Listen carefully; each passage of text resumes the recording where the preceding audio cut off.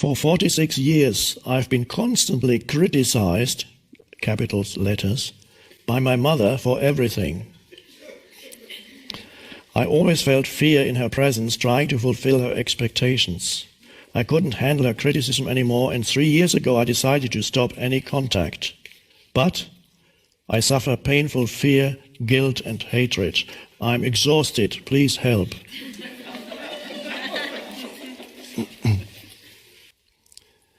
Yes, so you've gone from one unpleasantness into another kind of unpleasantness. If you see that your mother, whatever your mother says, is totally conditioned by her mind, she's playing the same old record, CD. It's not records anymore, but nowadays, what do you play? The old download? Or what? Yeah. So to realize whatever comes out of her mouth is her mind regurgitating the conditioning throughout her lifetime, and perhaps being conditioned by her mother and so on in that way. So perhaps you've been thinking all those 46 years or whatever it was, that there was some meaning or significance to what your mother said. But basically, it was just the noise of her mind. And she believed in it. She believed that whatever her mind repeated and repeated was the truth. There were certain patterns. She could never get beyond being the mother. She knew better, of course, when you were 4 or 5, but she couldn't let go of the belief that she knew better when you grew up. She couldn't let go of the role of mother. It continues to play in her. And so, can you see that what she is doing is simply a replay of her mind without believing that it has any significance, and so approach her in a state of compassion, because she's completely at the mercy of her conditioned mind. And you don't have to buy into what she says, because, of course, many people think, I need my parents to understand me, I want my mother to understand me, and they feel very unhappy if they're not being understood. And it may be beyond the capability of your mother to understand you. And it certainly is beyond the present capability of your mother to understand you. So she is limited. You have to recognize her limitations in this lifetime. Maybe before she dies, she will go beyond. Before death, it's possible. But for the time being, she is very limited in her state of consciousness. And that is not to look down upon her, but to see it with compassion, that what she does is extremely repetitive. And not to believe your own mind when it tells you that she needs to understand you. I need my mother to understand me. Do you? Yes. Okay. What happens if your mother's understood you? The mother says, now I really understand you, how you live. Oh, thank you. And now what? It's just another same present moment. Or before the mother says, what you do is all wrong, you shouldn't have done this, why didn't you do that? Okay.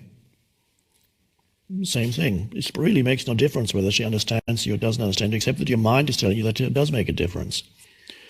You visit your mother, you have a cup of tea with her, she understands you, you go off and you look at the sky and you take a breath, and it's the present moment, and then you remember, oh, my mother understands me. Or you go and have a cup of tea with her and she continues with her old patterns, and say goodbye and go off, and you look at the sky and take a breath and you say, oh, she's still in her old patterns. Well, that's how it is. Makes no difference unless you believe your mind when it tells you that it's dreadfully important that your mother should understand you.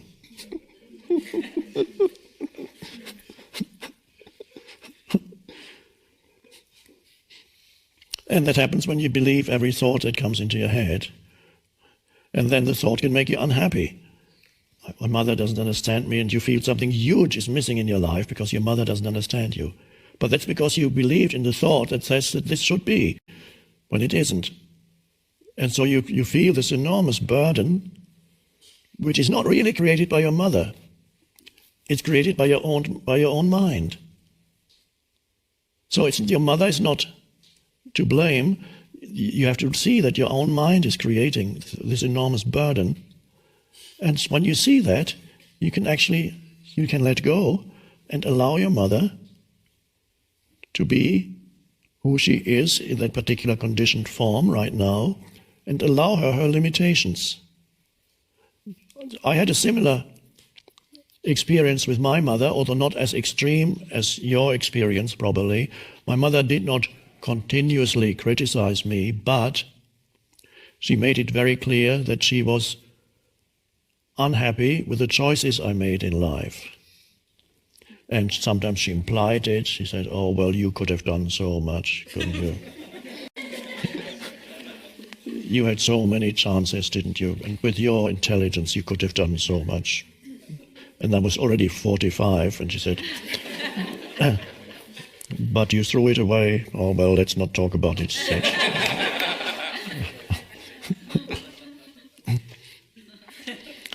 And so allowing her limitations, well, not, as I said, not looking down on her and say, "You are so limited," but compassionately allowing her.